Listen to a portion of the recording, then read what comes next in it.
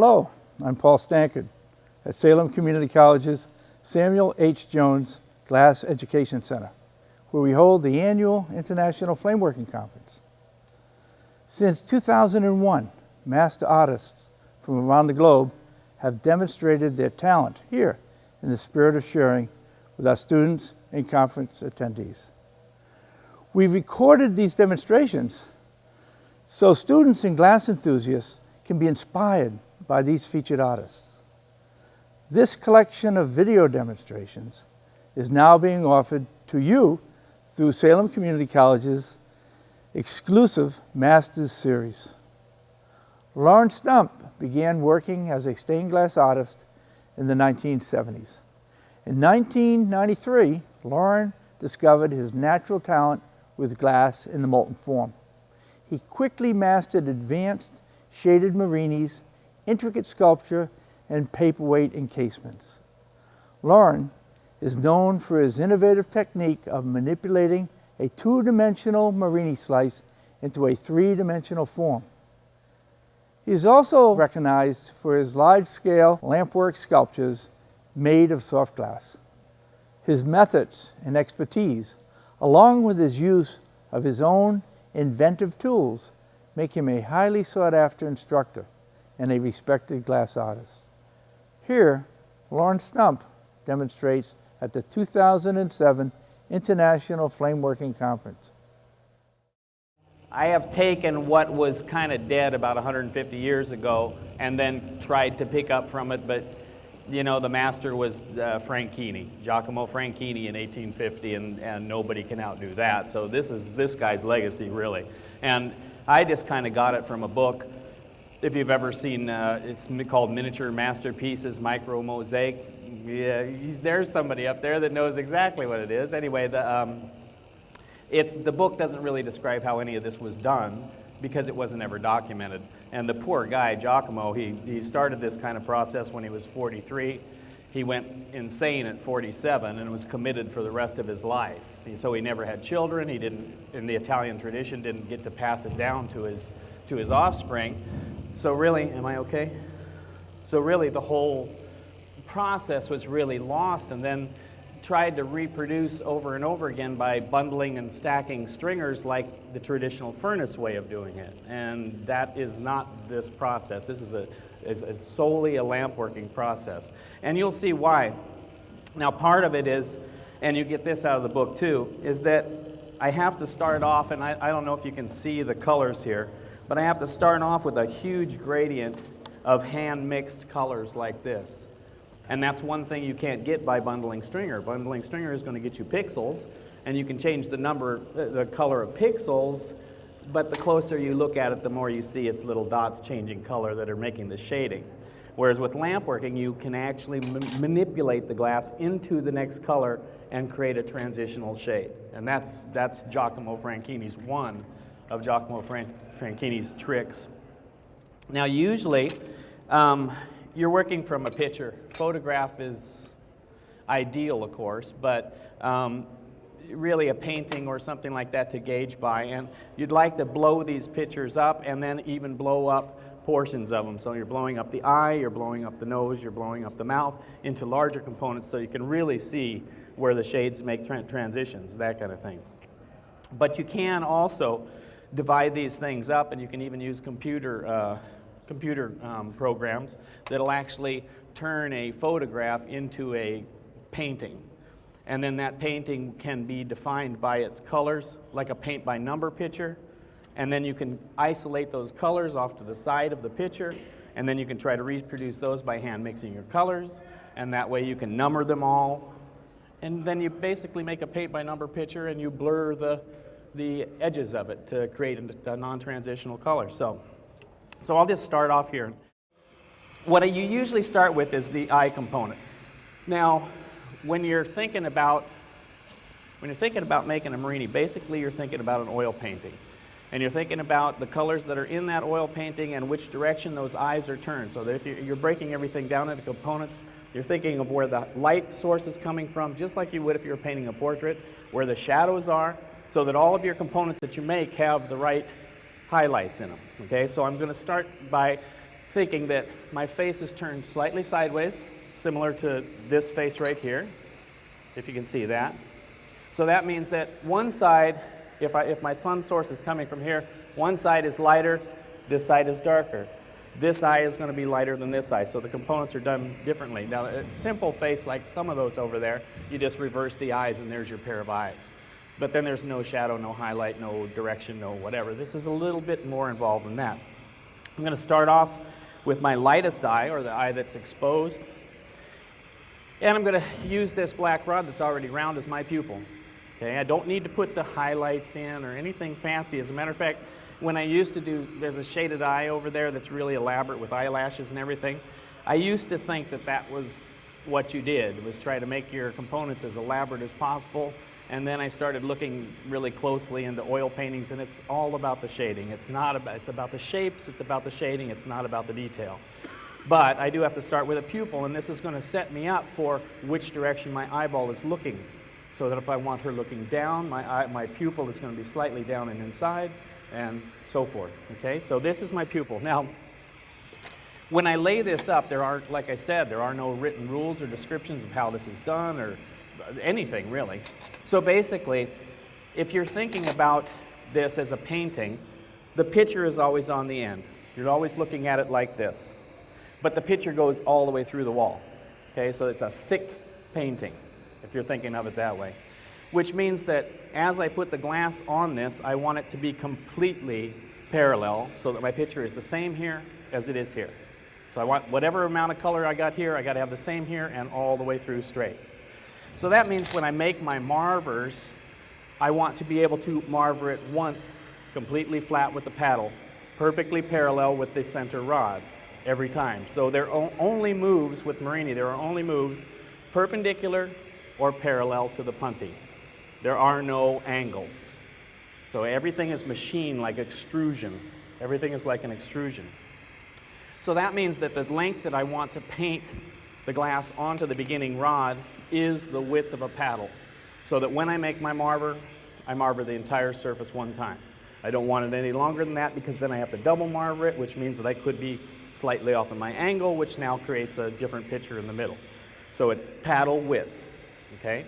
That's also about how long you can make a nice even stroke of glass on a rod before it gets locked up and snaps off. So there's more reasons than one. Also, you're going to be adding capping material to pull. That's going to make it about this long. To heat something side to side evenly, the longer you get, the harder it is. So you want to keep it. So there's lots of reasons for it. Anyway, this is my pupil.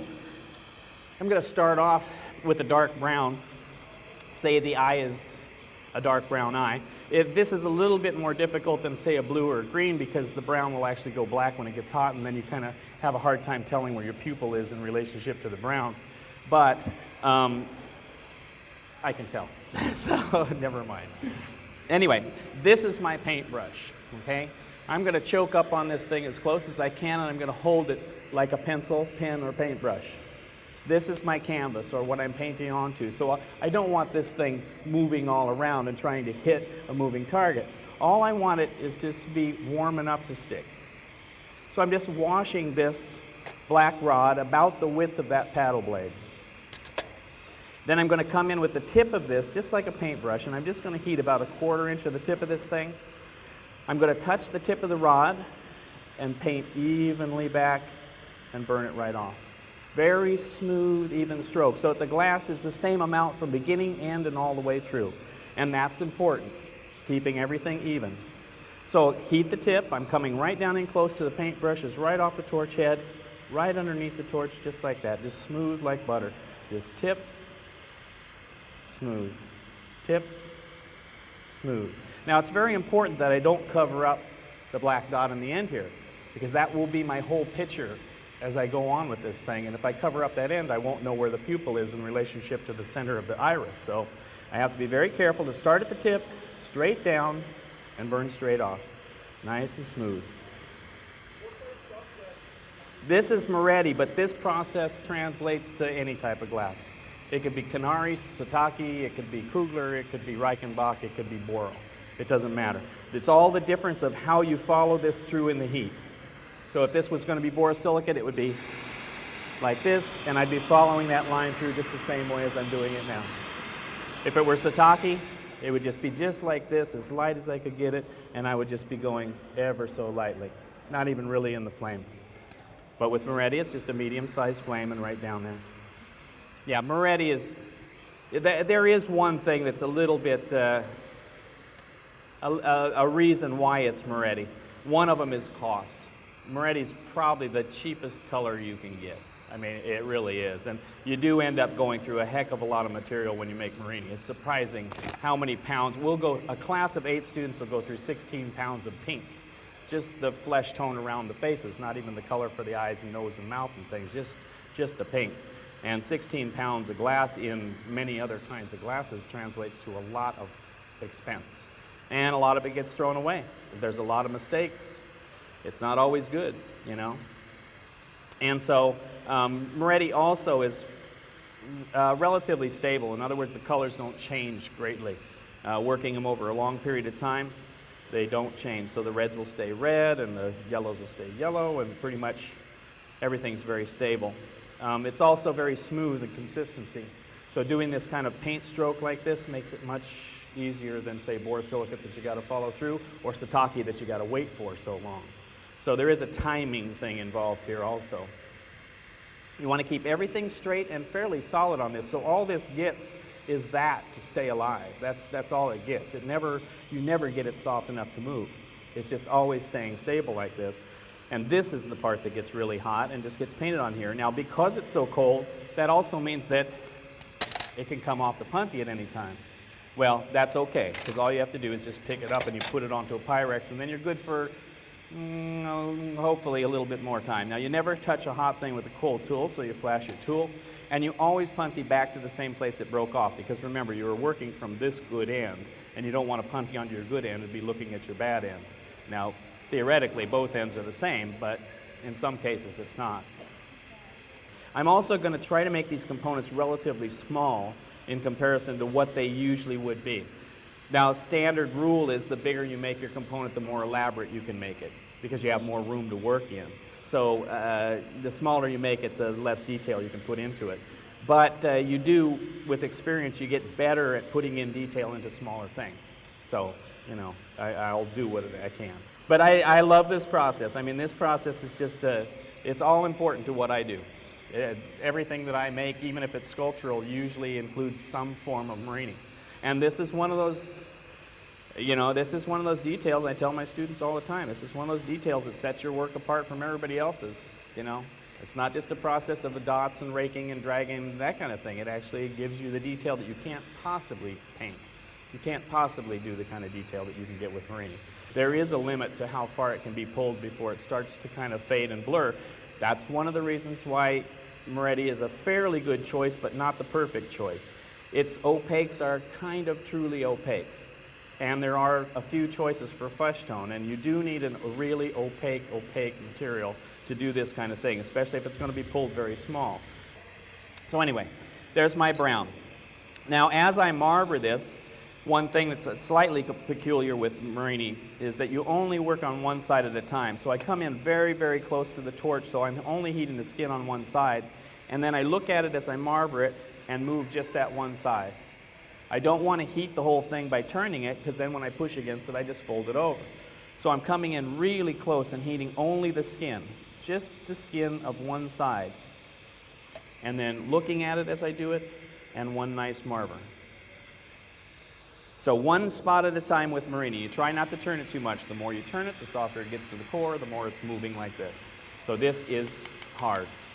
This should be solid, always solid.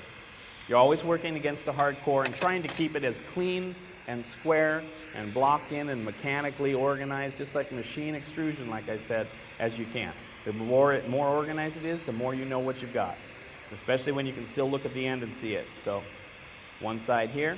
Now what I'm doing is I'm creating a flat spot on the top of the eye, which is right here. This is where the eyelid is going to cover. And then I'm rounding out the bottom of the iris down here. And then as a kind of a highlight, I'm going to take this lighter brown, and I'm just going to paint one side of it. Just one side around the radius of one side here. And that's going to give me kind of the idea of a curvature on my iris here. So one layer. Sometimes you don't know if your colors are the right colors. What you have to do is actually kind of experiment with it and do one quick, pull it out, see what you got. You don't even have to finish the eye. You just get to this point, pull it out, cut it, and see if it's actually light enough. Because this lighter brown that I'm painting on here may not be light enough to translate once it's pulled down to a little teeny face like that. Some of these colors that I mixed, or that I had Brett so graciously mix for me, some of them strike and some of them don't. Okay, so you have to not only mix these colors for your shades and everything, you also have to strike the ends of all of them to make sure that they are what they are. Because you could look at this on the skin side here and say that's what color it is, and then it strikes to a dark orange or something, and you've got a big dark orange cheek in there. So you always have to check your colors, just like this color here. I might even want it a little bit lighter, so let's say I do want it to stand out a little bit more. I'm going to take a little bit of the mustard over here. I'm going to smooth that brown out I just put on. Now every level that you put on, every time you change a color, it has to be perfectly smooth before you apply the next color. Because once I cover it, I'm not going to be able to change that shape again. So I have perfectly smooth, just exactly the way I want it. Remember, the light is coming from this side here, and that's why I'm painting the radius of my iris here with a highlighted color. So now I'm going to put just a very thin coat of this mustard, and that hopefully is going to make it pop even more. What I want to do is I want to just fry the tip of this rod. I want a very thin coat. So I want to fry the tip of this rod right off the candles, and then I want to point it straight down and fast. Just like that. And it puts on a paper thin layer. Fast. This is another thing that can't be done by stacking and bundling stringers, is achieving a very, very thin line. And that's really one of the things that shows the good quality murrine, is being able to paint a very, very thin, pencil-thin line around something, rather than having this big, thick, lumpy-looking outline. So now I've just painted a very thin coat of the mustard around one side of the iris on this side. Now I'm going to marble that smooth. So every time I make a color change, I marble it perfectly smooth. It has to be exactly the shape I want it before I move on to the next shape. And now I'm ready for the white of the eye. Now on this eye, her eye is slightly squinted. So that means that I have created a flat spot over here that the top of the eyelid is covering part of the iris, and I've created a semi-flat spot on the bottom so that the bottom eyelid is slightly covering the iris. So her eyes are slightly closed, looking slightly that way, and the light coming from this side here. Okay, so you're thinking all of this stuff at the same time. And this is where, of course, a picture off to the side, or even broken down into a paint-by-number picture, even helps more. Because you can follow it by shape, not just by eye, not just by thinking, you know. Now, I could show this to you, but because it's all in brown, of course, it's going to just look black. I want one more, before I put the white of the eye on, one more little smoothing on this surface. I want it completely perfect. Now, with murrine, too, when you do come into the side, heat it like you mean it. Little teeny pit-pats of heat like this, and touching and heat and touching don't do a thing. You want to come right in, bam, hit it really, really, really, really hard, and then push, and that's your move. You don't want a pit-pat. You want everything flat and clean. So the eyelid casts a shadow on the iris. So at the top part of the flat section of the iris right here that the lid is going to cover, I'm going to put a stripe on either side of this pearl gray, which is very, very close to white, but just a shade darker. Now what this is going to simulate is the shadow that's cast on the white of the eye by the eyelid. And I'm going to build this out with a couple strokes here, like a fin, just coming out into the white of the eye. And then I'm going to take the mini mashers and I'm going to slightly pinch that even narrower. And then I'm going to build the white underneath that, and that will cause me to have a shadow on the white of my eye. Once you pull this again, like I said, colors tend to go lighter and lighter and lighter the more you pull them. So that if you started off with a light brown, say for example for hair, by the time you pulled it, it may be blonde. By the time you pulled it down to a size, it may be blonde. So now I'm going to take the mini mashers here, and I'm going to heat only the gray. And with the mini mashers then I'm going to pinch the full length of this, flat. And then I'm also going to block that in square. Remember, everything is square from end to end. top and bottom, everything is square. Same thing on the other side then. I'm going to heat only the gray. And with the mini mashers, I'm going to pinch it narrower. So pinch, pinch, pinch, pinch, pinch, pinch, pinch. Now usually when you pinch, of course, or when you flatten things, they tend to go round like this, okay? I don't want round, remember, everything is supposed to be square. So I'm going to take the edge that's round and I'm going to scoot that back with the blade. And I'm going to take the glass where I do need it from where I don't need it. So I'm scooting it right down to the bottom here. That evens it out, and then one more time, pinch again. Pinch, pinch, pinch, pinch, pinch, pinch, pinch. Now I'm going to take the white for the white of the eye. I'm going to paint the bottom of the iris, but I'm going to leave brown exposed on the bottom because the eyelid is actually touching the iris on the bottom. I'm not going to paint over it. If I did, that would mean that the eye was looking down and you could see the white of the eye underneath the iris here. I don't want that. I want it up and over and down looking that way. So I'm going to leave the top, of course, covered with the eyelid and part of the bottom covered with the eyelid. So I'm painting my white then right down into the crack or into the valley created between the gray and the brown. So it's always the first thing you fill is valleys. Valleys are deep and hard to get the glass painted down into, so that's the first thing you try to fill up. That goes for letters, that goes for anything that has inside points to them. The first thing you want to do is get your glass down into the crack. The next thing you want to do is cover the points like this, and then the third thing is corners. In this case, there are no corners to cover, but I'm going down into the valleys, just like this. Nice, thick, even strokes. And I'm just kind of painting underneath the gray and filling it out. Now once I get this component done, which is still a little ways away, I'm going to stack all these things into a kiln here, all the parts, that is set at 1024. That's my pickup temperature. I'd like it to maybe even be a little bit hotter than that, but every kiln is different. Who knows what that kiln is, especially near the door, you know? So 1020 is like a safe number. If it goes to 1075 or an actual 1075 with Moretti, let's say, it'll start picking up surface. It'll start picking up the texture of the kiln or brick dust or whatever I set it in. So I wanted it a safe number that's not too cold and yet not so hot that it sticks or moves on me. And 1020 is just kind of a safe number. It can be like 30, 40, 50 degrees off and still, either way, and still be alive, okay? You cannot pick it up at a annealing temperature. You pick the pieces up at a annealing temperature, and by the time you drag them through the air to the torch, you've lost 30, 40, 50 degrees on the skin. You go into the torch, they crack in half. So you have to have these things well above annealing temperature to actually come out of the kiln and go into the torch. Now I've got the gray and the white built on each side of the iris of the eye, and what I want to do is I want to work those to the corner of the eye.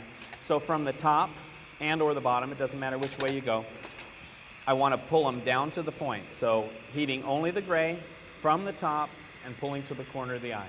Now from the top on the other side, same thing. Trying to heat only the gray, but of course I'm getting the brown too by accident. There's nothing I can do about it. And these are not moves that are swipes. These are not swiping moves, these are rolling moves. If I swipe them, I can drag the brown over the gray, and then I've taken my iris over my white of my eye, and it looks funny, okay? So everything is a rolling move. There are very few smoothing moves like this unless you're trying to drag glass from one place to another. Then you can slide. But as far as the pattern goes, there are very few sliding. Almost everything is rolling. So now from the bottom of the eye in the white only, now I'm going to bring it up to the corner. So heating only the white, coming from underneath and bringing that to the point of the eye, to the corner of the eye. And I'll show you this in just a second. Now the other side of the white, same thing. Really, really hot. Right down in close and only the part I want to move. Okay, so now I've got a narrow eyeball shape there. Look, you're looking straight down on it there on that one. And then looking at it there on that one, okay? Okay, so I'm creating the eyeball shape that I want. Now, I'm going to outline this, and this is going to be kind of this is one of the artificial parts about murrine, but frankly, it almost has to be done because once this gets pulled down to the size that this eyeball may end up being, the head of a pin, it better have some kind of delineation around the outside of it. Otherwise, the white of the eye will just fade right into the pink of the face and you'll never see the difference, okay? So you do have to do some artificial work here. Now, the difference between a true shaded face and a simple shaded face is the color that you outline with. Now, the color that I'm going to outline with is somewhat of the darkest of the flesh tone that I have mixed here. Normally in a simple face class, we would just use the dark brown. And if you use black, then it looks like a cartoon because you're painting it around with a pencil mark, basically. So at least you use brown to try to make it look like some tone, flesh tone, you know. So what I want to do here is really, really hot. And if it boils the glass, that's fine. And straight down and fast. So I'm really pushing the glass off with the rod that's hard behind the hot glass. And that way it's creating a thin, almost see-through coat. And that's what I'm looking for. Very, very, very thin, yet there, okay? Now, because I'm making this move, sometimes there will be skips. The glass will skip over the surface because you're putting it on so thin. Don't worry about it.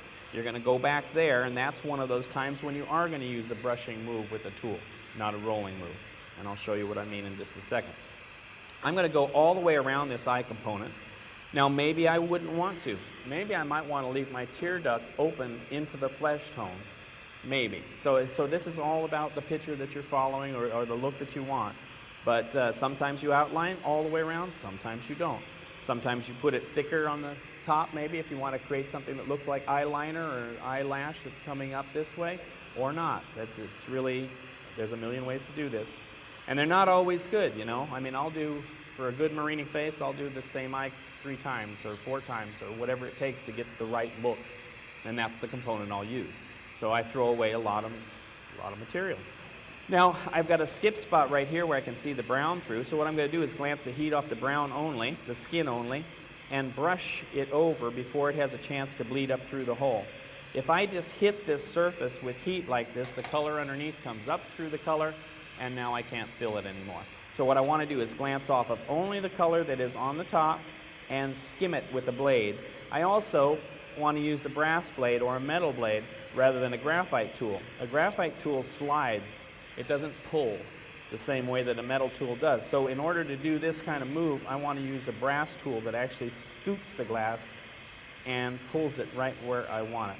Once I've covered it all up now I want to take off those ridges. I painted it on so thin and fast it created ridges in between each stroke. If I heat this up and push it in like this with a marver, it's going to push those ridges into the color underneath. So what I have to do is glance the heat off of that section and knock the ridges down.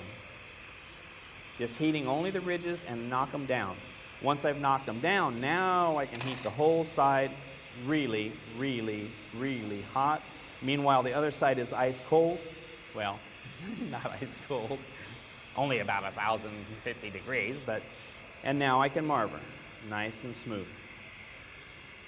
Now when something's really thin, as soon as it starts moving, let go of the heat, you know, let it just kind of cool down and stabilize. Otherwise, like I said, you're going to be twisting this and, you know, let it settle down. You can even blow on it, slow it down. But you don't want to be pushing onto something that's moving. Once you do, it starts to bend. Once it starts to bend, you push it over, and then it stretches it slightly. I mean, you think you're straightening it, but in reality, you're pushing it down, which bends the top. And then you turn it over because you bent it too much, and then you push it the other way. And now it gets thinner and thinner and thinner until finally you've got this bow tie with 2 big lumps in the middle because you kept pushing the middle, kept stretching it. Didn't even realize what was happening. So now you're going to heat the whole side again on this side now that it's been cool. Really, really hard. Really, really hard. Heat it like you mean it. And then from the point to the point. Just like that. Now once this is perfectly smooth, then I'm ready to add my extra detail to it, the eyelid. Okay?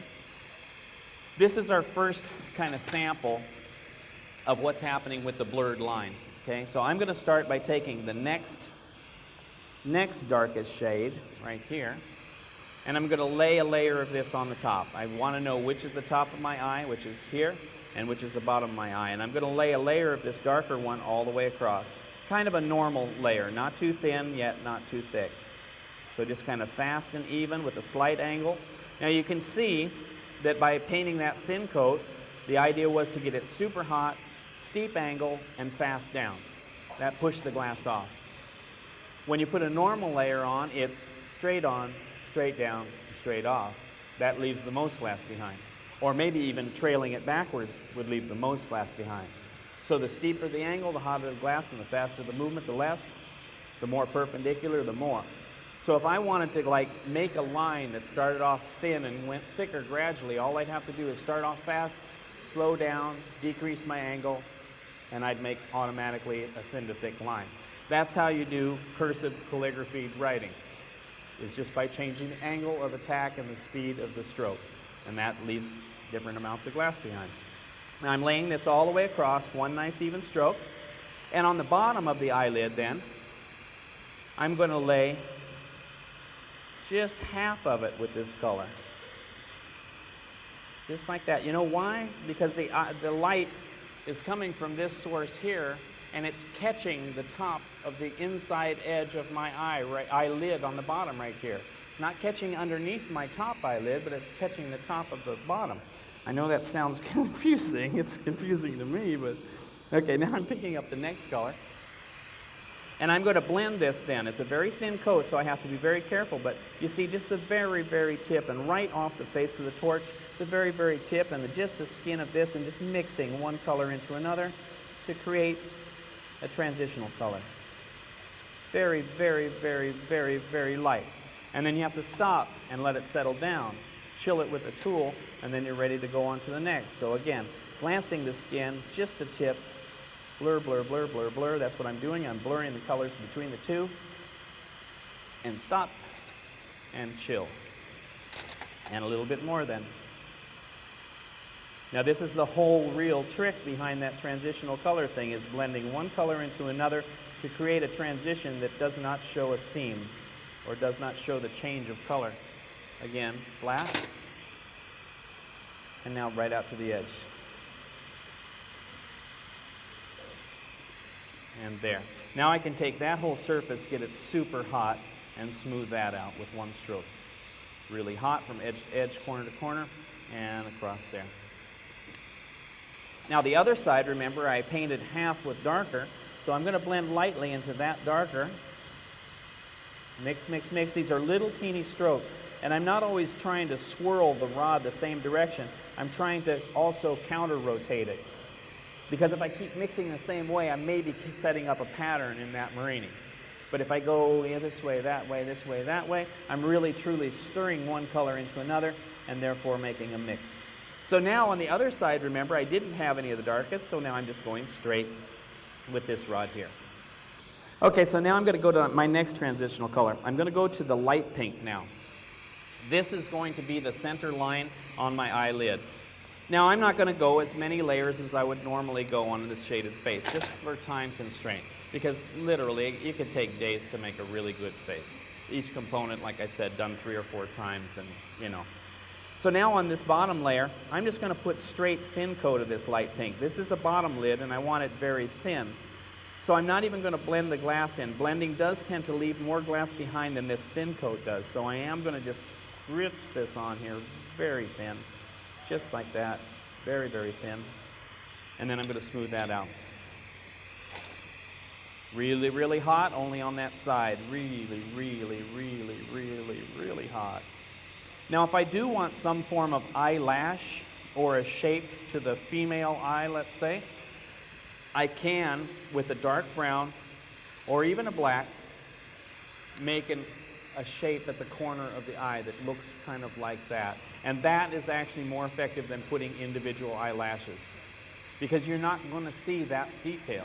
You just won't see that by the time it's pulled, but you will see the contoured shape. Okay, now I'm going to go back to the dark, and I'm going to put the division of the eyelid itself. I'm going to go very thin at first. Remember how I said changing the angle and speed creates a thin to thick?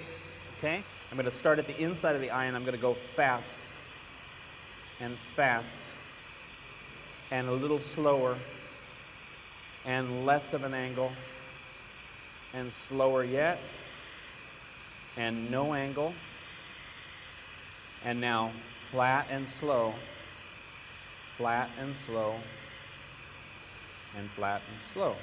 So what I've created here is going from the inside of the eye to the outside of the eye, thin to thick. This is the outside corner of what would be my eyelash. I'm going to put an extra couple coats on the very outside edge, just like that. Now I'm going to smooth that out. And again, putting my rod back where it came from so I don't get my colors mixed up. And now I'm going to heat that, again, close in, end to end, really hard. Point it at yourself. Always look at what you're doing if you can. This tells you exactly where you're going. You see, with one push, you get a completely smooth surface. Now I'm going to surround that with a lighter color. This is going to start then coming out into the top of my eye and the bottom of my eye. First, the bottom.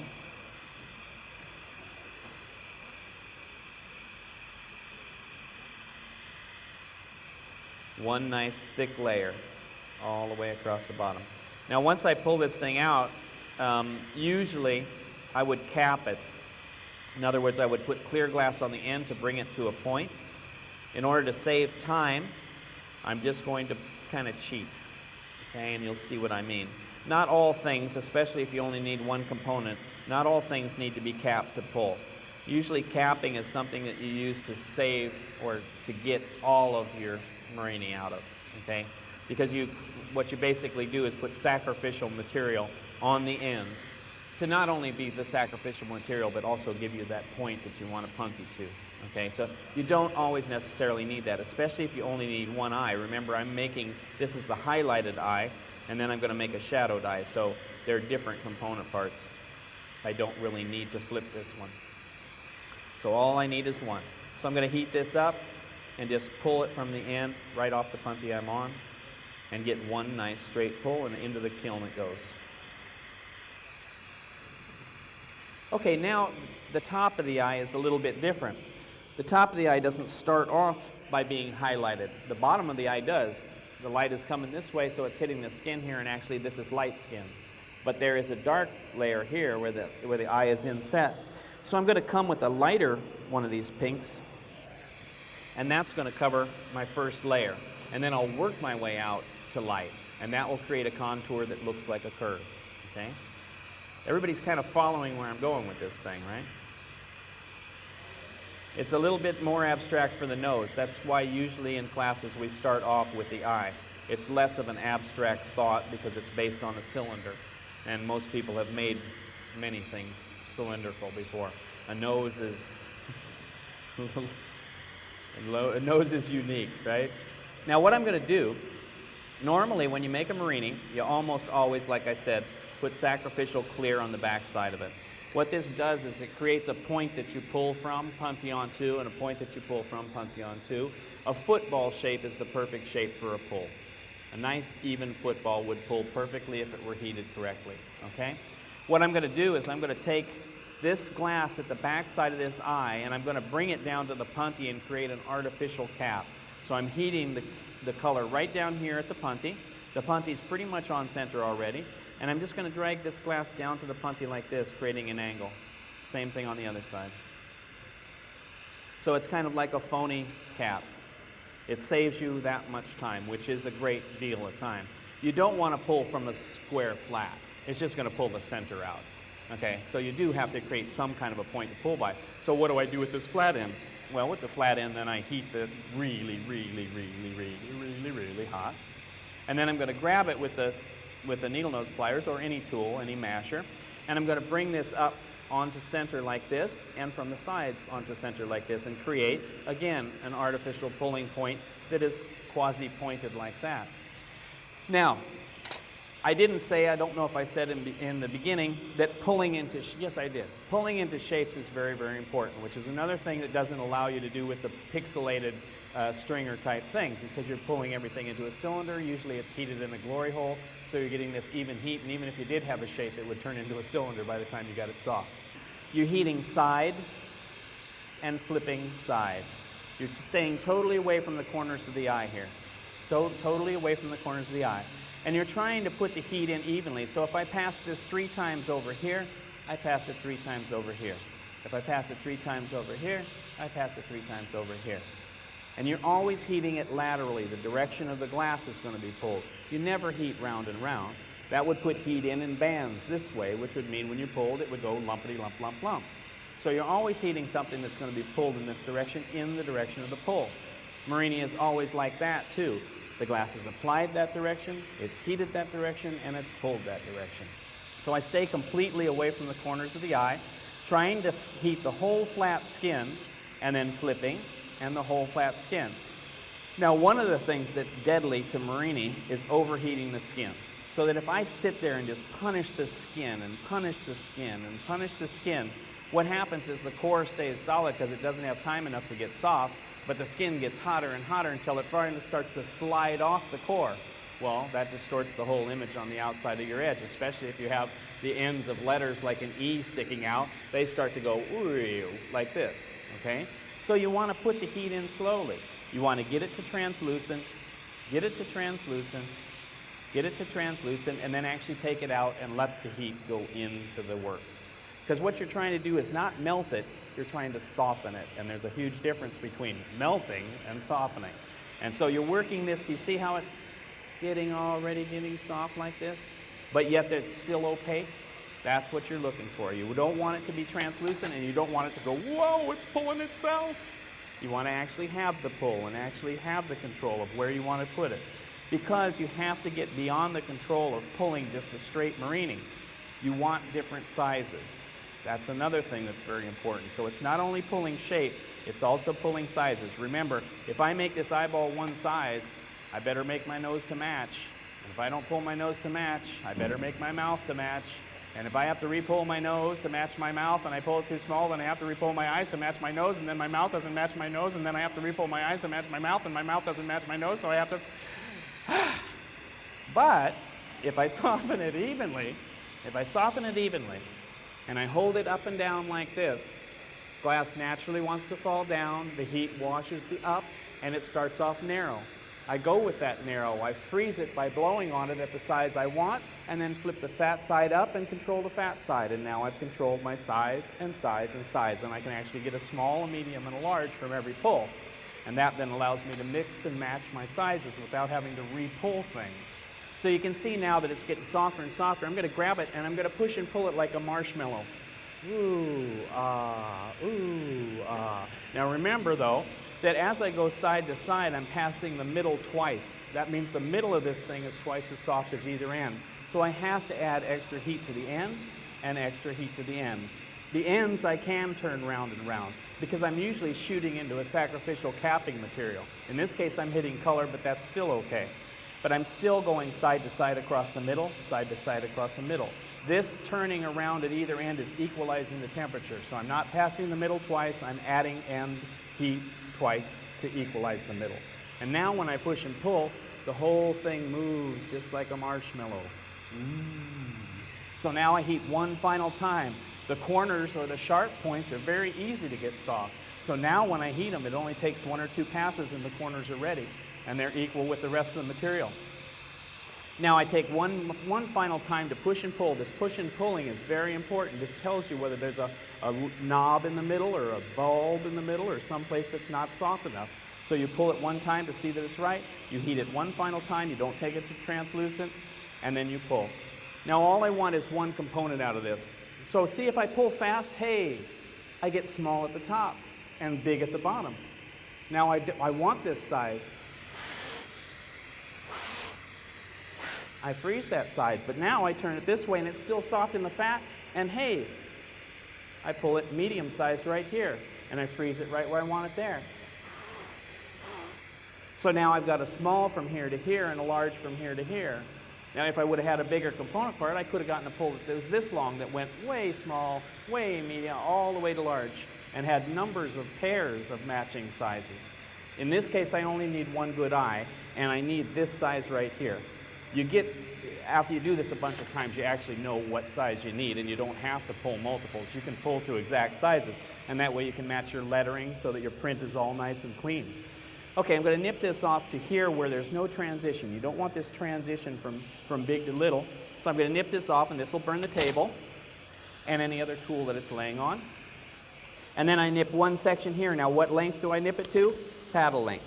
It's always paddle length. All of your components are paddle length. Now this one is a little bit bigger. Again, paddle length. Now this one has a transition, but I want the biggest part, so I'm going to take the transition out and take the biggest part here. Okay? Now these then get stacked. Never touch a hot thing with a cold tool. These things get stacked by flashing this into the kiln, that's set at 1020. The tapered eye there is much too big. The medium one and the small one are good. Now, normally, if I was making a really good shaded face, I would want my components very large. The larger I make it, the finer I can make my shading around it. If I make my component parts teeny, I will not be able to add too much detail to them. So you want a certain size, yet you don't want to be huge. That's one of the downsides of murrine too, is that people usually start off by making their first murrinis gigantic, like the size of this can, and they've got a minor burner. And see you tomorrow, it's not even moving, but that's, So you always want to kind of work in a controlled manner. Everything is built to a certain size and it never gets over a certain size. Okay, I'm making the second eye. Now the second eye is totally different than the first eye. It does not even show full eye shape. The nose itself cuts off part of the inside point of the eye. Okay, so all I have to do is make this flat, and I want it dark. So starting from this side, and start from this side.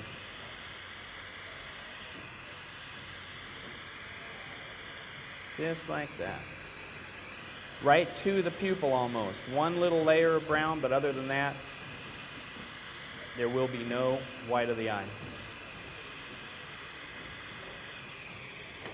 Always let it settle down. You're working this thing as cold as possible. A little bit more. So this component can be done teeny, teeny, tiny. And I only need one again. Now it has no white, it only has gray. Because this eye is in shadow, there is no true white of the eye anymore. So I'm going to take the gray now, and a very small amount of white on the inside, or gray on the inside, just a very small amount of it. This is mostly being hidden by the nose.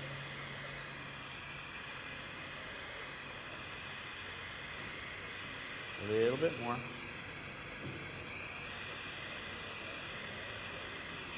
And just like that. Now, by accident, I made one stroke of gray over the brown where I didn't want it. Okay, now I'm going to take it off. So I'm going to superheat that area, and with the needle nose pliers, I'm just peeling it back and away. Just peeling the color right off the skin, just like that. Real simple move, but you got to get it hot again. Now this then is the top of the eye, and this is the bottom.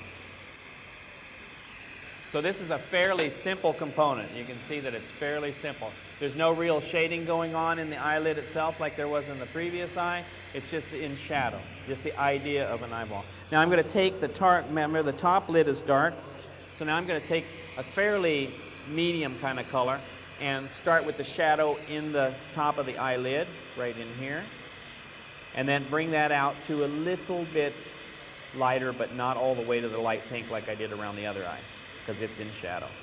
So just layering this in, and then I'm going to blend the next color into this color, and it will be this color right here, that one. This one then gets blended into the surface, just the tip, swirling in different directions, mixing up the color, and then smoothing it out. Same thing on the bottom.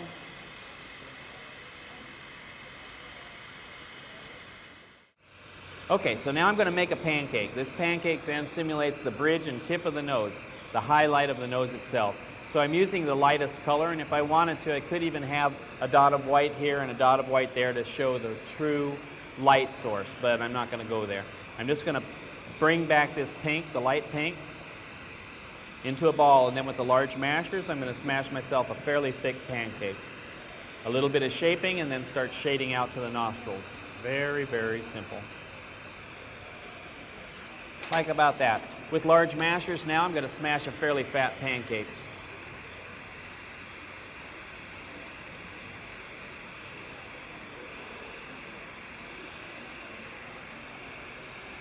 Dropping that down into the mashers, lightly pinching, and then blocking it in to turn it into a rectangular shape.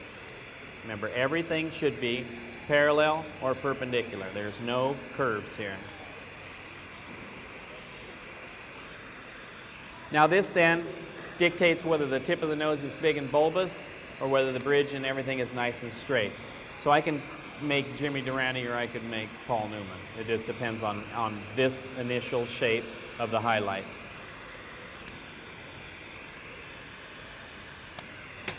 So I've got this kind of a paddle like this. I can take some needle nose pliers then if I want a little bit of narrowness between the bridge and the tip of the nose. Soften it in the middle on both sides and pinch in lightly.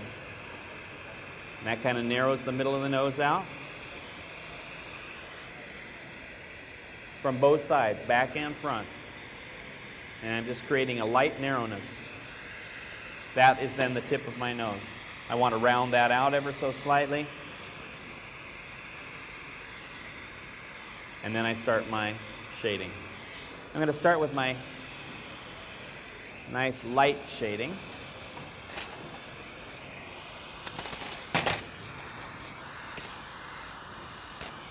And I'm blending those out. So I'm going to start with this one. And right at the outside edge, which is going to be the nostrils, that's where I'm putting my shadows in. So I'm lightly glancing the heat off the skin and barely touching it and mixing one into the other.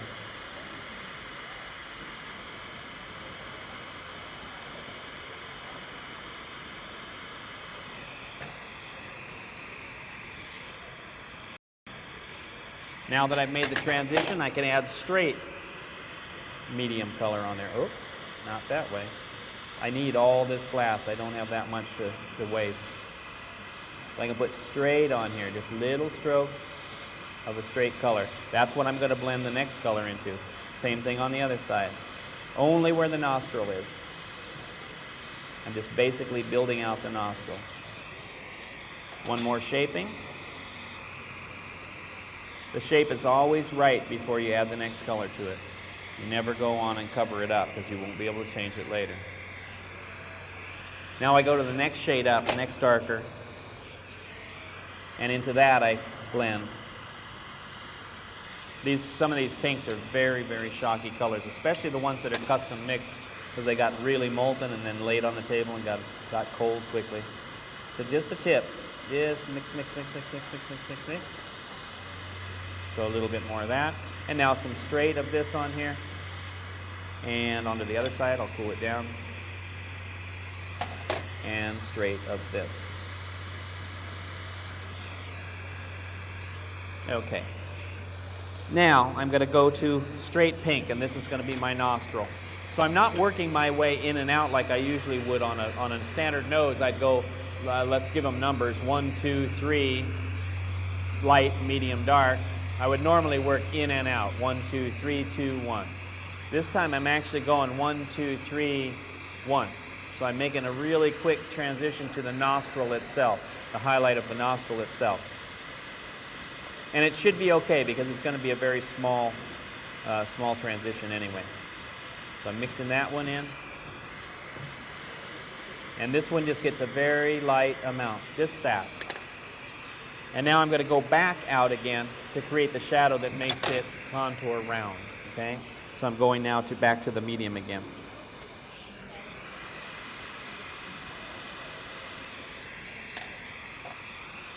Now into that shape then, I'm going to push nostrils. So with the radius edge of this tool here, I'm going to heat one side at a time, nice and hard. And as I'm looking at it, I'm pushing and sliding this groove right up in to the nose like that. And the same thing on the other side. Just catching the edge and right up like that. So now I've created this nose shape. Now into that then I have to paint the nostrils. Just one stroke down either side. Starting at the tip and right down there and right down there. Now back again with the radius to smooth that out. Okay, so now I've got my shaded nose. I've got my nostrils. Now I might even want to pull some of this nostril around the black line I just put on. So I'm just going to lightly brush the edge with the metal tool. Remember, the graphite slides, the metal grabs. So I'm using the metal tool to actually pull some of that nose to make this loop here. Same thing on the bottom here.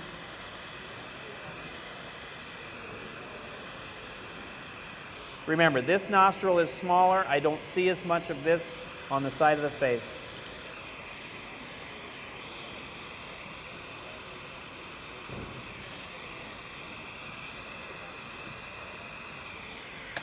Now with the normal simple nose like we do in the first class, we just actually put a thin line around the bridge line, you know, a thin line of dark brown. That kind of gives you an idea of the outline of the nose. But that's kind of cheesy. So what I'm going to do is I'm going to go to the darkest shade, and I'm going to use the dark shade of flesh to actually do the outline with, so that it doesn't really stand out too terrible.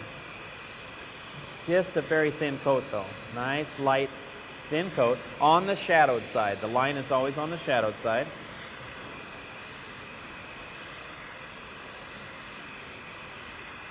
And all the way around the nostril. Now this is just kind of delineating the edge of the nostril shape. So a nice thin line around that nostril. And a little bit of a thin mark around the other side of the nostril just to mark that one out too. Just a little thin line. And not up the bridge on that side at all. Just a little round. Okay, now I want to brush over the skips if there are any. And then shape them and smooth them. Okay, now I'm ready to fill. Now remember, this side is in shadow. So I want to use a light shade. And I know I have it somewhere around here. I'm almost out of the light one. I mean, it's getting down to it. Now I can take the hemostats, especially small hemostats, and I can just lock into that rod and use that all the way down. So this is a little bit darker than the standard flesh side that's going to be the light side. And this is the side I want to fill onto the shadowed side over here.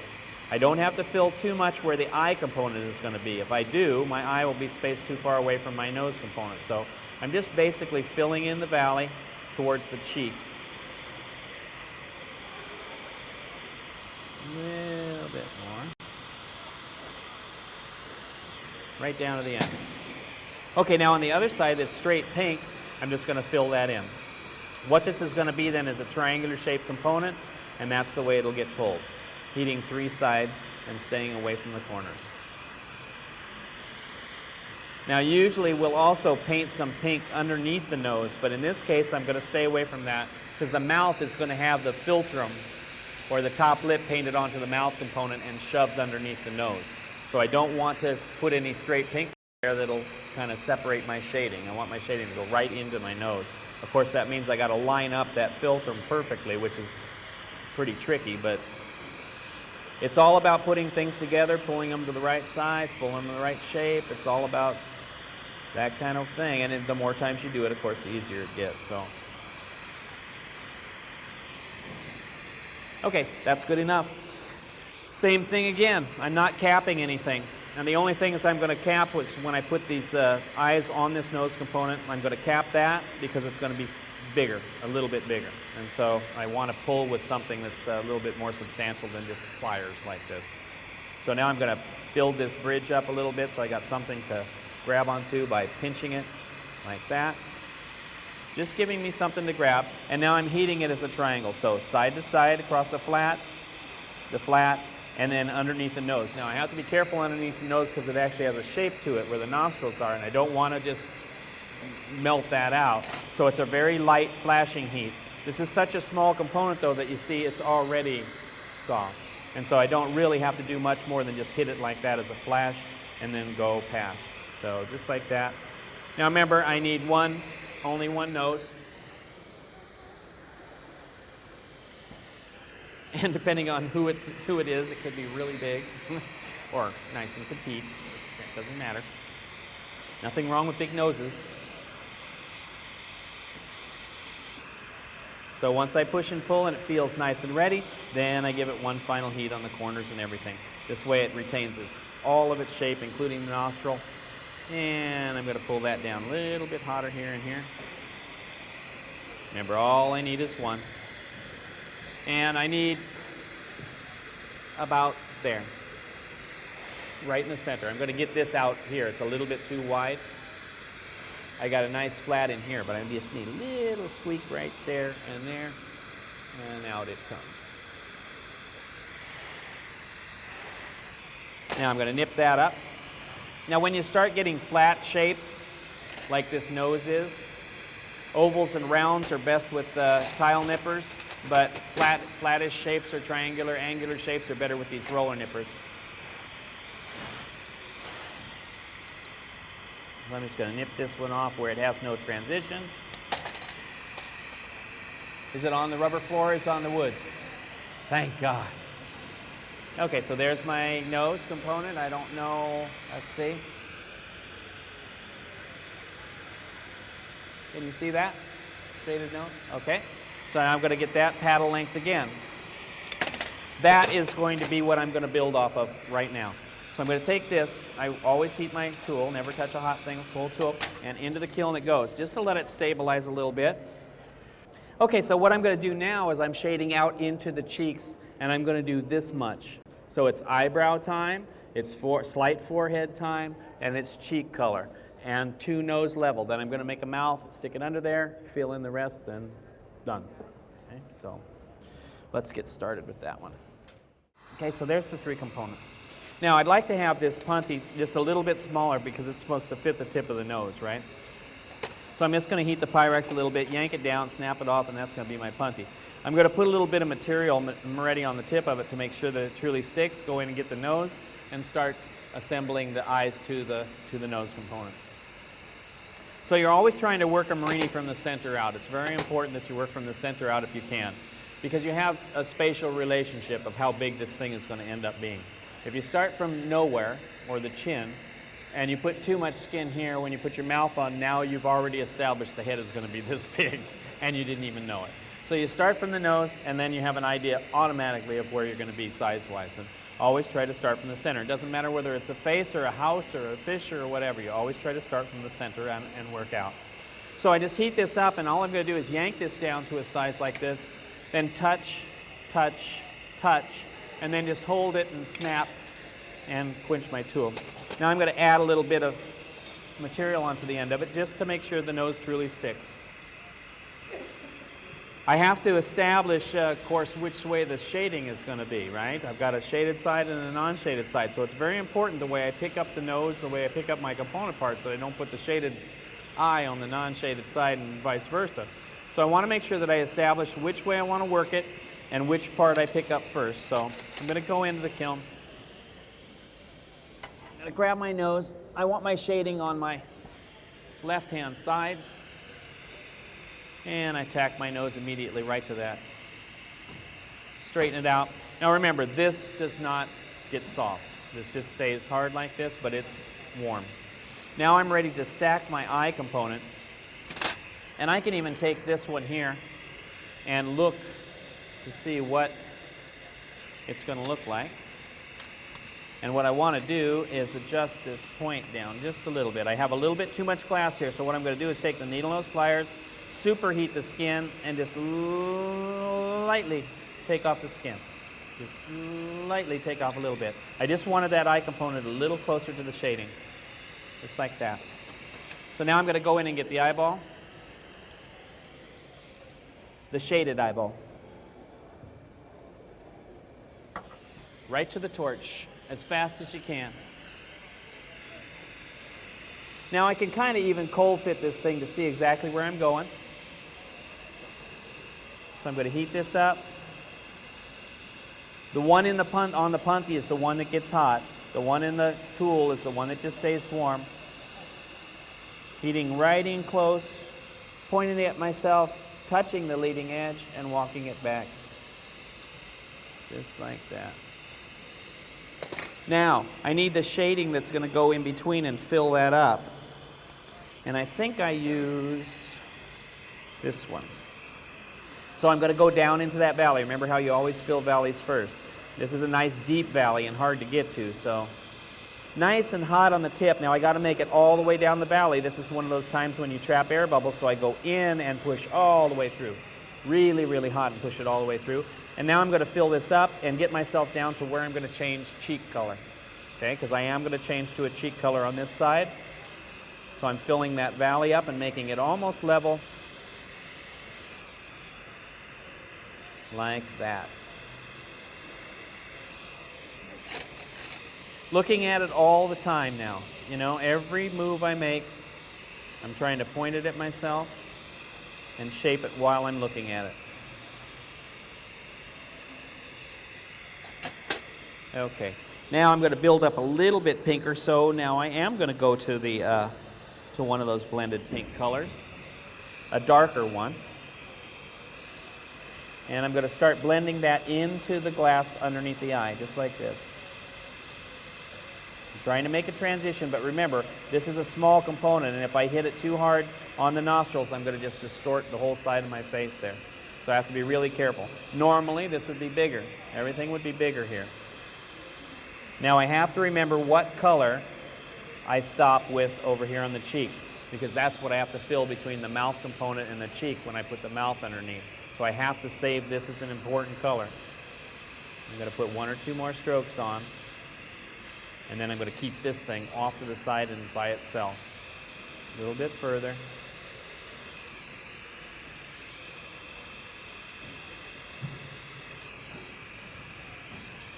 And a little bit more. Now all I'm going to need when I do use it is just a couple strokes of it, so as long as I have a piece this long, I'm okay. Okay, this gets set off to the side now. Okay, now I'm going to work on the other eye component. Go in and grab it. Now this is surrounded with straight pink, and so is the other side. Okay, this whole component is, and the side of the bridge of the nose. I'm just setting this up for size. Is Brett up there? You want to make some, oh Brett, you want to make some folded material for me just for hair? So just take like the 2 browns or something and just make pancakes, fold them and stretch. Now what Brett's going to do is he's just going to make a pancake of brown, and then he's going to paint one side of it with a darker color or a lighter color, and the other side with a darker color or a lighter color. And then he's going to stretch it, fold it, and then he's going to paint another little bit, and then he's going to stretch it, fold it, and then he's got established a bunch of different colored lines. And he's going to change the axis, and he's going to pull that out into ribbon, and then I'm going to use that ribbon to paint on for the eyelid or eyebrows. Okay, you got that right? We'll see. What? What'd you say? I said we'll see. We'll see. Okay, so I'm heating the one that's in the tool just lightly, and I'm coming right in close to the pink to get it really hot to apply it. Oop.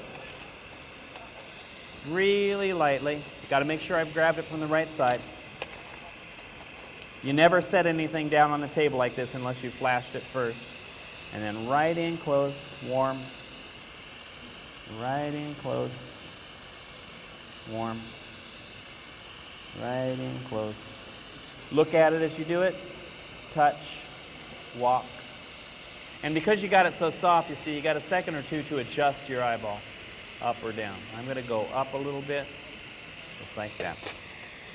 Now I'm going to fill it in.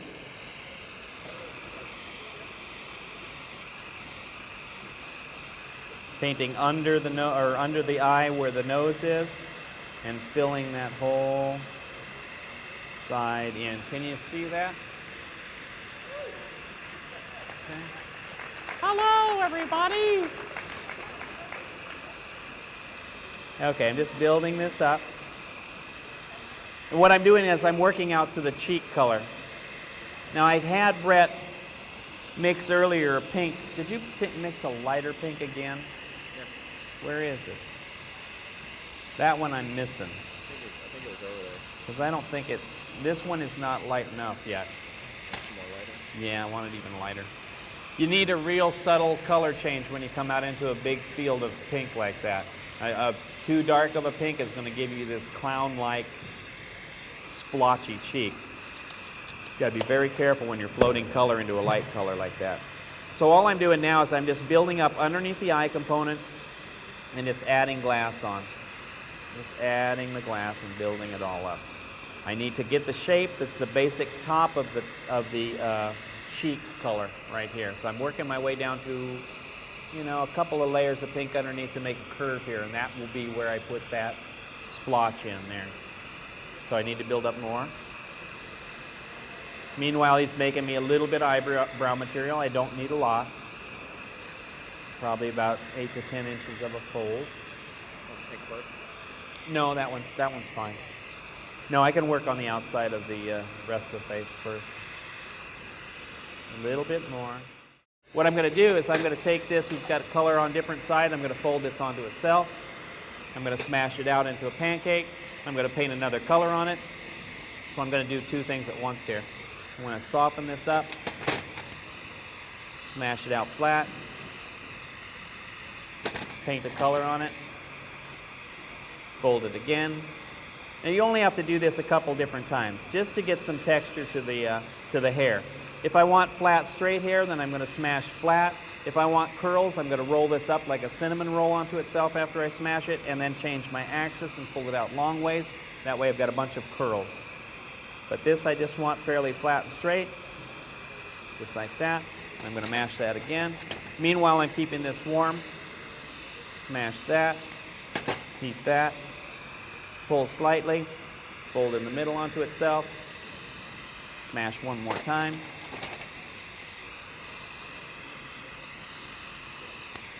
Heat that and pull it out into a ribbon. That's going to be my eyebrow hair. Okay, so I pull this out into a ribbon, keeping those lines straight. Remember, this is my hair. And I don't need too much of it. Don't let that one get cold. Touch it. Okay, now over the eyebrow then, I'm going to make some nice straight strokes, almost laying the rod down, you see, because that's going to then retain the stripes that are in the rod. Side by side. Oops. That's the hot one. And I want to lay those lines in there nice and straight, so I don't want this fold in here. I'm going to pull this back. There we go. Peel that off. Now, because that's nice and hot, I'm going to have to use my hemostats. Warm them up. Grab my brown. Lock on tight. I got to lock onto a place that's really good and tight. And then nice even strokes now.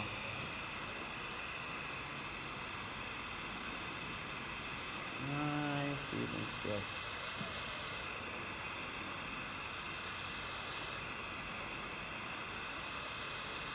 All the way across. I'm trying to retain, of course, those folded lines a little bit more and further out. I'm going to put a couple of strokes on the inside. Oops, a little bit shocky. I'm going to put a couple strokes on the inside so that it's thicker and even lay out a piece like that. And now on the outside, it's thin. So the inside is thick, the outside is thin. Now same thing on this side. I'm going to go here. Now if on this shaded side, I might have even wanted to make yet another color of eyebrow color that was a little bit darker. It depends on how much shadow is cast on that eye. If the hair is covering it up, then you might want it to be darker. Now I'm putting an extra stroke on the inside edge. That makes it a little thicker. Good. Now I'm going to shape that out. So I'm heating one side at a time, and I'm going to fold it over this way to make a nice transition to a point. So nice and hot on the eyebrow material only. It's got lines and straight stripes in it, so I don't want to smear it. I want to roll it again. So nice and hot. Come in with the blade, catch the edge, and roll that out to the side. Now, this rolling move makes a nice tapered eyebrow, but it also makes the top very smooth.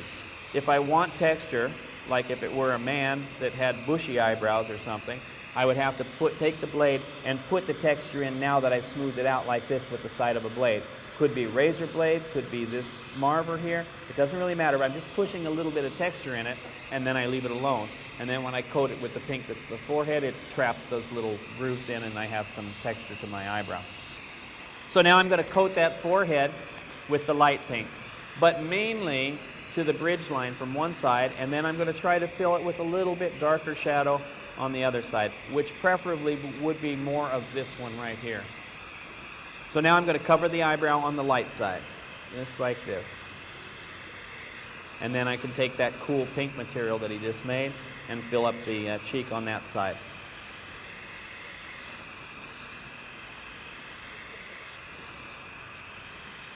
Right to the nose.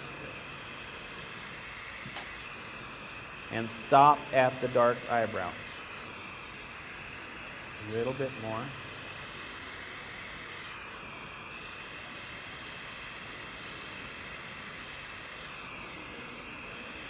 Okay, so now I'm going to take my nice pink. I've painted over my eyebrow. Oh, one eyebrow. I'm going to paint my nice pink, though, into this cheek, and I'll be done with this top half. So I'm going to glance the heat again and blend this lighter pink. It's lighter than the other side. That's why I had to have Brett mix it, is because I had too bright a pink for this face, or this side of the face. And I'm mixing this then into the light pink to make a transition so that it doesn't just stand out like a splotch on the side of her face. And actually the other side, from what I can see, looks okay. So now I'm just filling this side in, and I have to make sure that I fill it in to create a nice cheek shape. Not just a curve on this side, a little scallop shape. I want to get out here, so I'm building this up pretty good. I want her to have really nice, bright pink cheeks, so I'm just using a lot of this pink to fill in that cheek.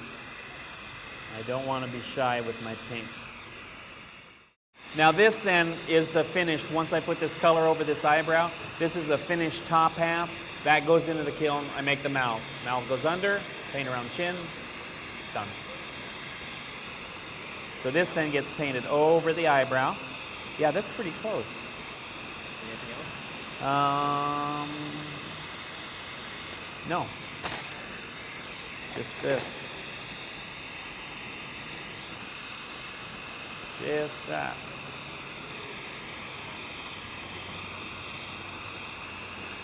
Now I'm making sure too that that flame is a pretty neutral flame. If it's not neutral, all these browns get sooty and go, all these pinks get sooty and go brown. And I don't want that. So you got to make sure that even if I turned it up high, that the flame is still not changing my pink. A little bit more.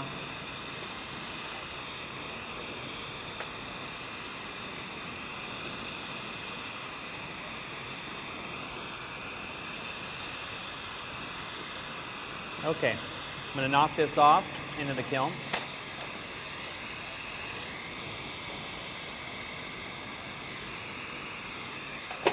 Just by tapping it. I want to make sure it's not sticky on the bottom, of course. I don't want to pick up, this is one of those wool blanket things, and it'll be a mess if it's got wool all over it. Tap that off. Okay, now we start with the lips. We got a dark red that Brett mixed earlier for me, and we got a light red. The top lip is always darker than the bottom lip. The bottom lip is hit with the sunlight, and so that's the light lip. So I'm going to start off with this dark red that was custom blended. Looks almost brown, and you can actually use the dark red brown. And I'm going to make a pancake out of this, just like the nose. Same thing. So flat like that, just a flat, thick pancake. Now I'm taking that edge, the tapered radius again. I'm heating this disc only from, see how the punty is off center on one side of this disc, or this square? That's so that I can cut down the middle of it with the tool without hitting the punty.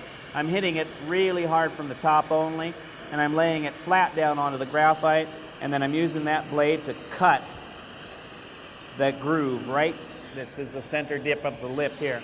So now I've got that one cut like this. Now I'm going to heat that other side from the top only, and with the radius edge I'm going to roll it off and squish out the side, and that'll make one side of the lip. So nice and hot, right in close, only the top. I'm going to lay it down like this and push and roll and slide it out. That brings the corner of the mouth out and gives me a point on the top of the lip here. Now I want to slide that punty over. So I heat it right at the punty. I grab the needle nose pliers. I go into the groove of the lips right in the middle, and then just slide the punty over to the side. Now I heat the other side. Same thing. Really hot from the top. Press down with the radius. Slide out. Down and out. And regroup the top and look at it. Good. Now with the red on the bottom. I want a thin black line between those lips so it distinguishes the top from the bottom. So a nice thin line of black all the way across the bottom of that dark red. fast down, nice and thin.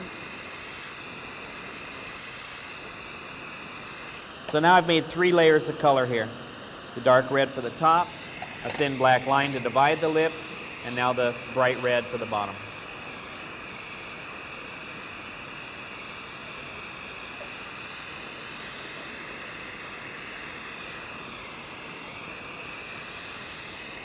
Okay, flat on the bottom, just a 1 marber flat across the bottom. Now a marber from the side angle and another one from the side angle, and that creates the mouth.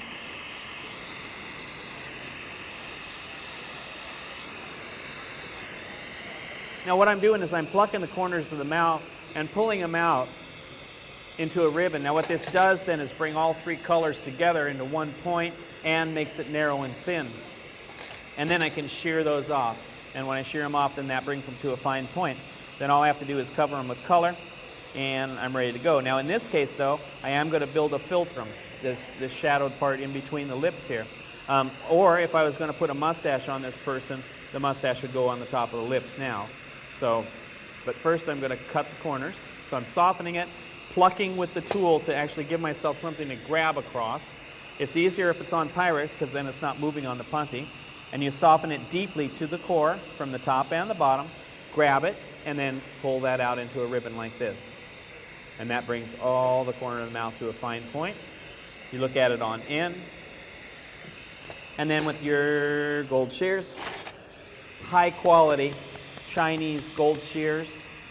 They're expensive, but gold. So you could use Jim Moore tools or Carlo Donna or something like that, but you know, these are gold. So, okay, I'm going to shear that nice and tight like this, and then I'm going to shear the other corner too to a nice sharp point. Now I look at it on end and see if they're right, and then I can curl them up to make them smile. I'm going to take more off of this side. Now since the face is turned, this shaded side of the mouth I see less of. I see less of this corner, so that's why I just sheared that off a little shorter. So one side is long, one side is short. Now I'm going to cover up those points that I just cut, and that protects them from retracting. If I get them hot by accident, they'll ball up, and then I will lose what I sheared off. I want a nice clean point there. So I'm going to lay a nice thick bead of this pink right over the edge corner of that mouth, just like that. Now that protects that mouth from retracting. Same thing on the other side.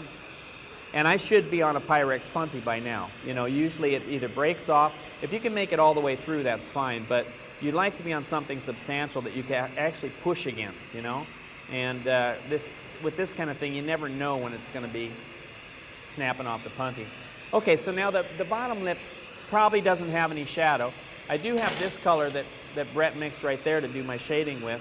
But I'm just going to go ahead and paint all the way across the bottom with a little bit of the straight pink. Now normally all these components would be made, like I said, bigger. And the next day they'd actually go through an annealing cycle, left in bar form, and then the next day you'd saw into them. And you'd saw them into perfectly lined up component parts. You don't go nipping with the nippers and they go sideways and break in half and all kinds of stuff like that. You don't chance that kind of thing because you got so much labor into it. So they actually get annealed in bar form after you pull them. You just cut off one end, you jack line down the other end and knock them off in full length. And then take a wet saw, a 6-inch wet saw, standard gem or lapidary type equipment saw, or even the tile saw, or whatever, and cut them into perfect fitting pieces. That way everything ends up being nice and clean on the face and everything's perfect.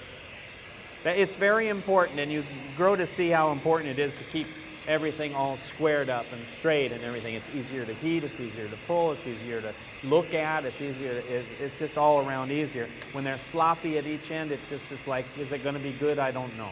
Could be good, could be crappy, I don't know. Okay, so that's one side of the lip there. Now with a slight bit of shading, I'm just going to go a little bit on this one side. And this one just gets kind of lightly blended in.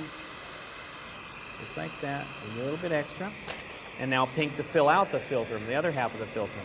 So there's lots of shading that could go in here if it were a bigger component part. You could shade all the way over with a nice transitional shade and actually make it look deep and curved, okay? So I'm just gonna go a little bit more right there. A little bit of straight pink. Build it up square on the other side then and put another dark line on it to mark that side of the lip. It does have to line up to the 2 points of the top of the lip though. You can't go over that because then it looks funny. There. Now with the blade then, I'm going to make it square on one side. That's the other side of the philtrum. And then one nice thin line of the shading over on this side. That marks that one. Real thin line. Like that. And now fill that with pink and pull. And then if I want to, the shape that I create on the top of this coming down is going to be the laugh line, or the shadow of the laugh line. So just a little bit more, and one shaping. And just the idea, I want it to be really subtle. This woman isn't going to be very wrinkled, so just a little bit. I'm going to make a curve like this. So I'm creating the shape of this mouth, of the top of the lip. And I'll show it to the camera here in just a second. Okay, like this. Now I'm going to take this pinkish shade here, and I'm going to just blend a little bit of this into the sides, and this is going to be then the laugh line. Let's get rid of that. Just a teeny bit.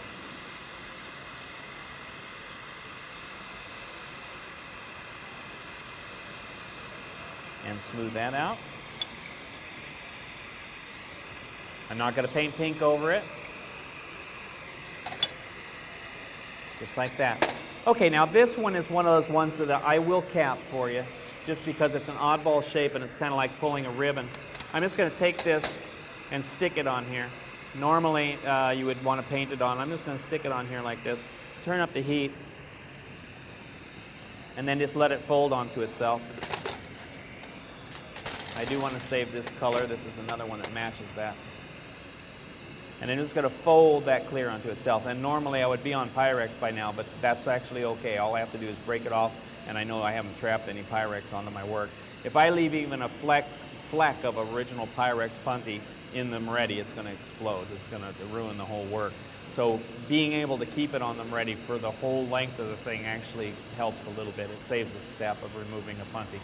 So nice and hot. I'm just letting the rod itself get soft and then folding it onto itself like this. Now with a lot of heat then, I'm just going to heat the hell out of that clear. Just really, really heat it. And then I want to bring that to a nice cone that's on center of the work. I want to bring it right to the edge, but not over the side. If it goes over the side, I can't use that piece. It'll show as a whole when I put the components together. But I want it to come up to a nice, even, on center, pointed cap, just like that. Okay? Then I'm going to take a punty. I don't want to plunge it deep into there because then the hard glass will create a hard spot in the sacrificial material that's supposed to pull at the same rate as the color. So I just want to tack it onto the tip. But if I just kiss it onto the tip like this, it's easily pulled off. It's also easily slid.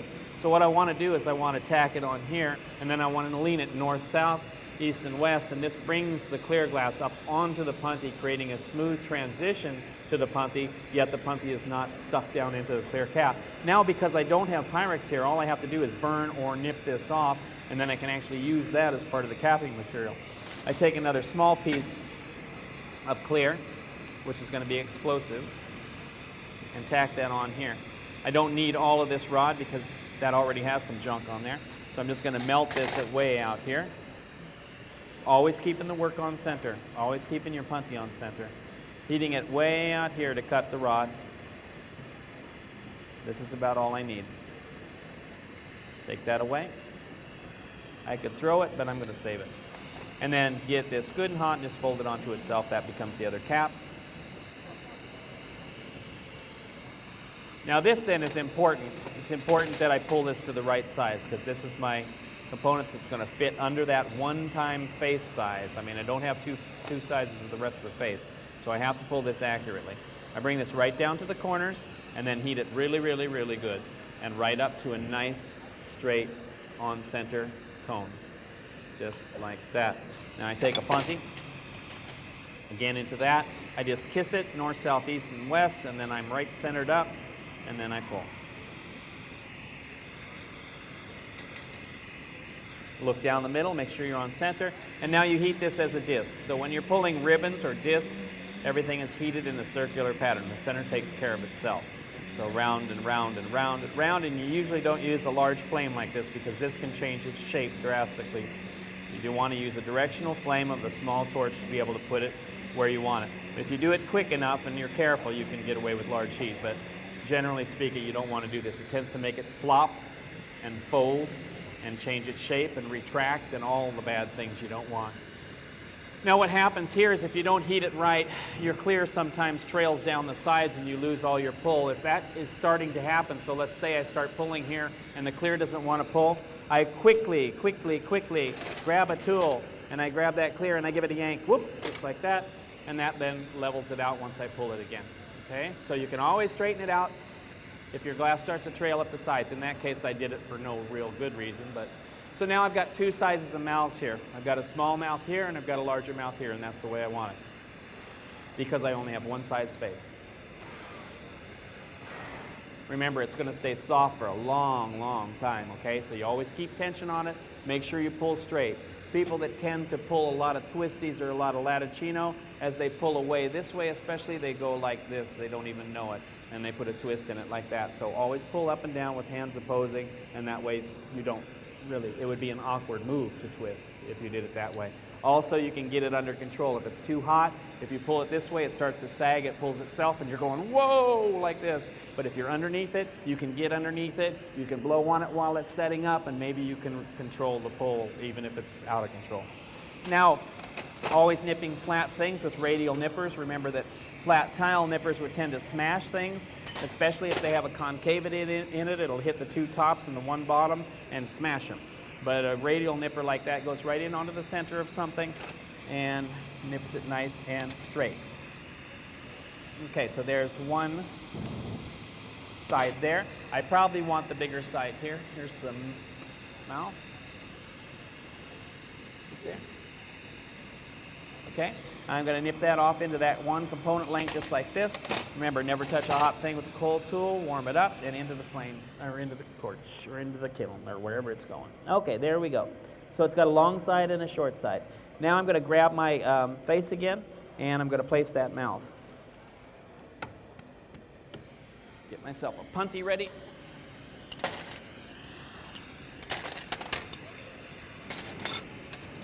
Really good and hot on the punty.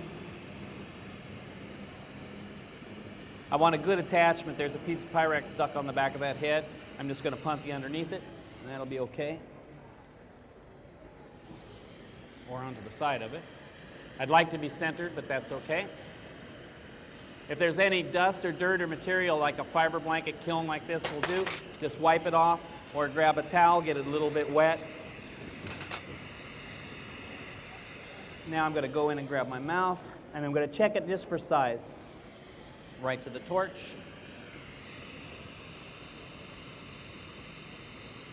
Okay, it's got a shaded side to it, so there's only one way to go.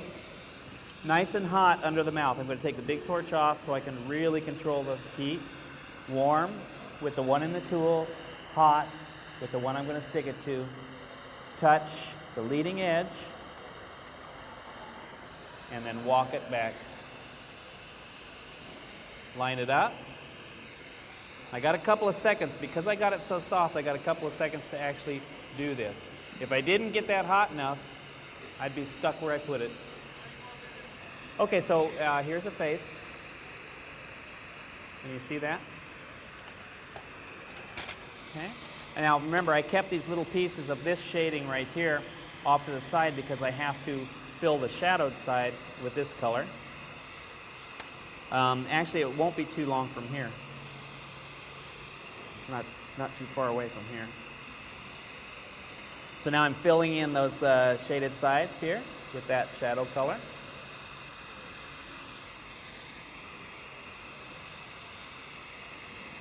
And I might want to put even heavier shadow. I got another little piece of it right here. I might even want to fill that in with a even darker shadow on the side of the face. Ah. There we go.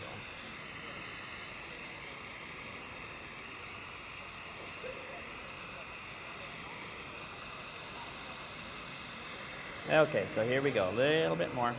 Now I already put a little bit of shadow there that is supposed to show this shadow underneath the lips. So I'm just going to do that, and now I'm just going to fill in the rest of this with pink. This is going to be my outside shadow on this side, and now I'm going to fill the rest in with this light pink here. And just laying the glass on.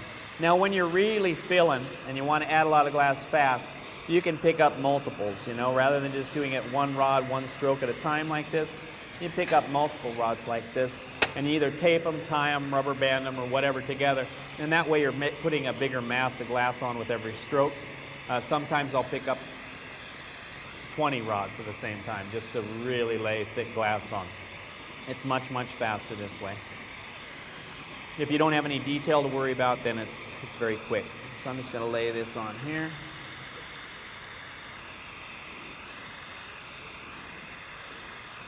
And I'm just building up down to the chin. She looks kind of pretty from the front. I don't know. You almost never know. That's why you try to keep your picture very clear on the face of this thing, you know, because you can't really tell what's inside unless, you know, if you get that covered and it's messy, there could be anything going on in there. So she looks okay, but we'll see. Okay, she's almost down to a chin-ish like thing. A little bit more on the side of the head.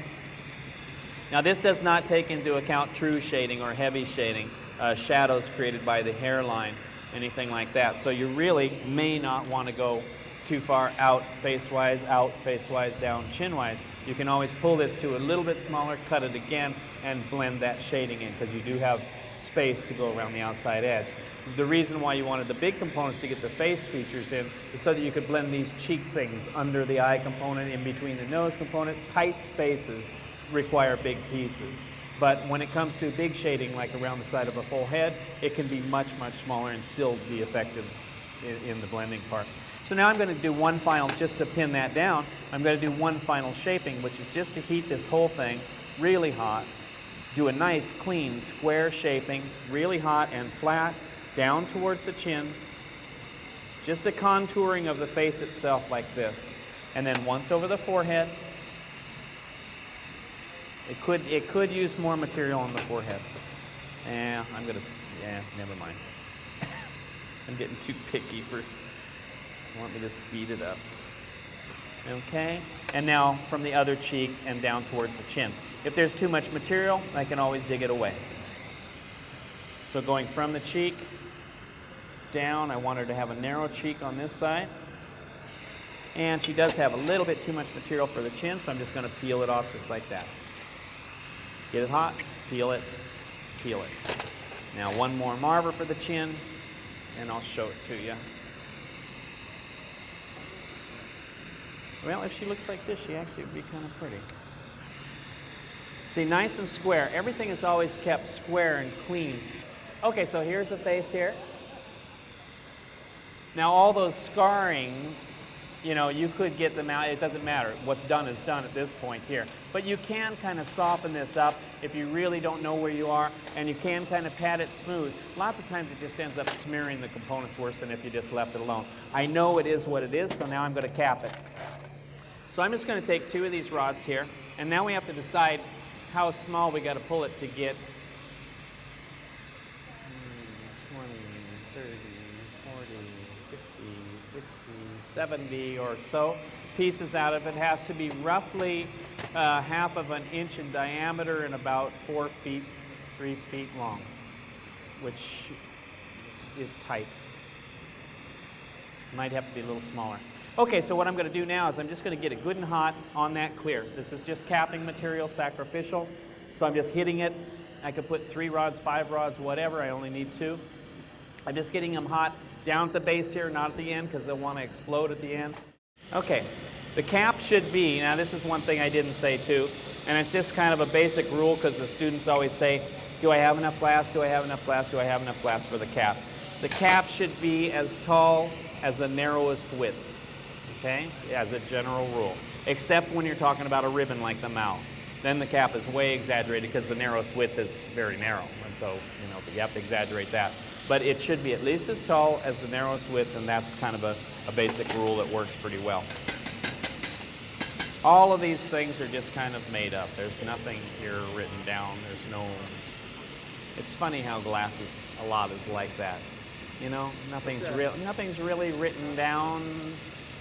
Okay, I've got to remove this punty now. Remember, I can't leave any Pyrex in here. So you heat both of the Pyrex and the Moretti to really, really, really, really hot. You take it out, you wait for the Pyrex. The Pyrex is a harder glass. It sets up first. So when you pull back away from it, it all comes out of the softer glass. So you just wait for the harder glass to set up. It doesn't matter whether it's Pyrex or whether it's just spruce pine or furnace glass. The harder glass will set up sooner than the softer. Okay, a couple of pieces in here, and we pull. I could have made this, of course, a lot bigger, and we would have gotten many, many more chips of a substantial size. So, you know, that was one of the diminishing things, is that sometimes at some of the conferences there might be 500 people, and so you got something, even though it's big, you still got to pull it like 8 feet, and then you got this thing that's so small that you need a magnifying glass just to see what it is. It's actually much nicer, and that's one of the rules with murrine too, is that if you think you pulled it too small, you pulled it too small. And if you think you pulled it just right, you pulled it too small. Because you can always take a piece and put it in a kiln and make it smaller, but you can't make it bigger again. And so if you have a specimen piece that's really nice, you want to keep some of it big so you can just see it without having to look through a loop or anything fancy. You want to keep, because you can always make it smaller later. You can't make it bigger again. So the sacrificial material should pull at the same rate as the rest of it. And, you know, you'd be surprised, even the end caps of things, of good things, sell for a lot of money. Just the end cap. And some of the collectors kind of like the idea that there's one picture left, and you can see from behind how it's actually made. You know, you can see that it's stretched from the clear glass. So the caps sometimes, you know, frankly, sometimes they sell for more than the chips themselves because there's only 2 of those. There might be 100 of these, but there's only 2 ends. So the collectors are... You know, it's surprising how fast a whole collectible thing can become. And lots of the murrine collectors are paperweight collectors.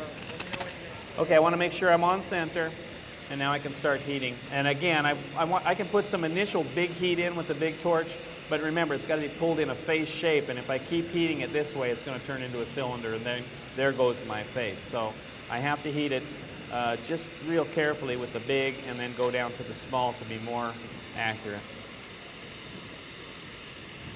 See how it goes really translucent very quickly with the big torch, but that's just the skin. And if the skin starts to flow on the outside of the core, it's ruined again. So there's lots of things that you keep in mind. I'm taking it down now. And now I'm just going to go into the side and flip it, and into the side, and across the forehead, and side, and side, and forehead. And then up into the caps, and this I can rotate like this. Both ends equally. And then once it's got kind of a translucence to it, you take it out and let it kind of soak. Just give it time. Keep it on center and side, forehead, and side. Up into the cap. Up into the cap. Forehead, side, side. You take it out and let it settle. It's starting to move a little bit.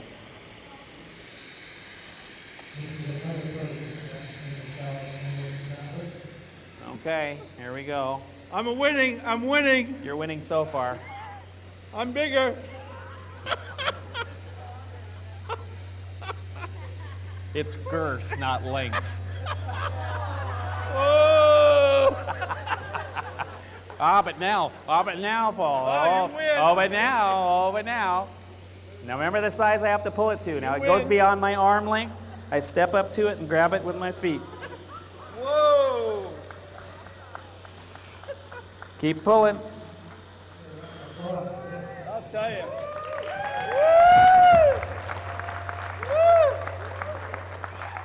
Okay. Now I'm going to need nipping assistance. We're going to need people to help nip. Now you got to be careful because the punties are going to want to let loose before this is ready. So you got to be really careful. Get it over the table quickly. And then I'm just going to take off one end of the punty. It's going to maybe go on the floor. You got to watch out. And then I want to lay this up, and I can cut it right here and right here. And that's probably enough, I think, for everybody.